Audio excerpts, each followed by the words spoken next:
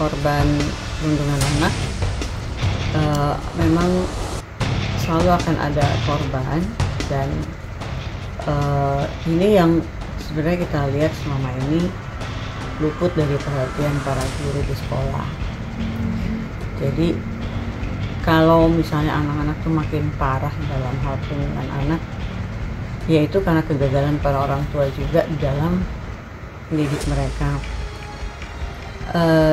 juga kegagalan para guru untuk menjaga mereka di sekolah ketika mereka jauh dari rumah, dari orang tua.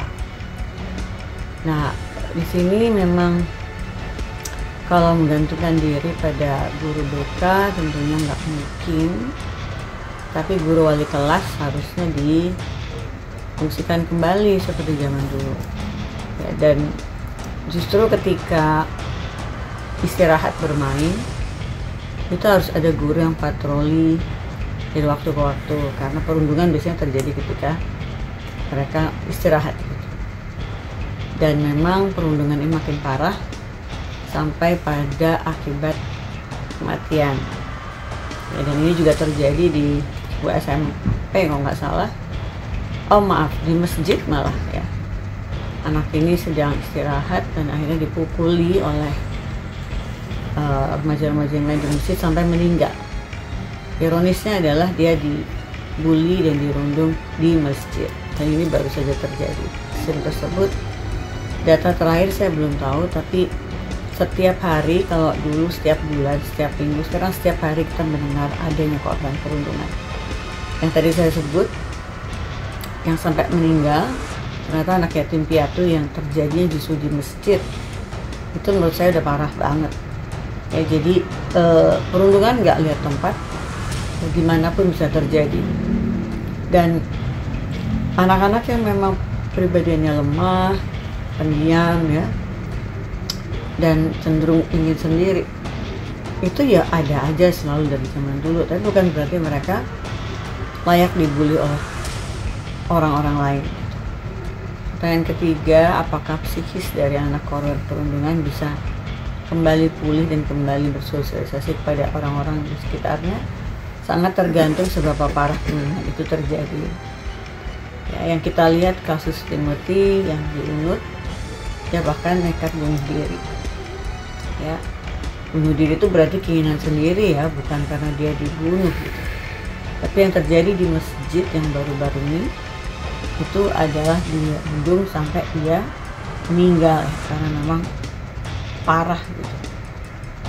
Dan kalau intervensi psikologis itu dilakukan di tahap yang sangat dini ya, sehingga anak ini merasa bahwa tidak semua orang mau menyakitinya, bahkan masih ada orang yang mau memperhatikan, maka insya Allah sih masih bisa ya, apalagi kalau peristiwa intervensi ini dilakukan di tahap dini ya. Jadi bukan terjadi pembiaran ya. Kalau terjadi pembiaran itu malah akan ada ekses yang lebih parah.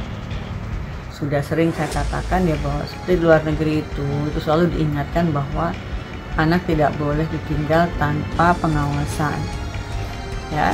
Ya sekarang kalau di sekolah kita hanya bisa menggantungkan diri pada guru. Kalau dulu guru juga udah nggak peduli, menurut saya sekolah itu tutup aja gitu ya. Dan sebenarnya saya juga ada sering bicara bahwa Kemdikbud sebagai institusi pendidikan ini buat sekolah ya, itu memang harus memberikan sanksi kepada sekolah-sekolah yang ada peristiwa perundungan atau bullying. Tapi toh ini nggak pernah terjadi gitu ya. Jadi memang ketegasan ya terhadap perundungan itu sudah harus dilakukan, tapi menurut saya tidak melibatkan polisi, karena polisi itu udah pengawas di luar sekolah ya, di luar rumah tangga.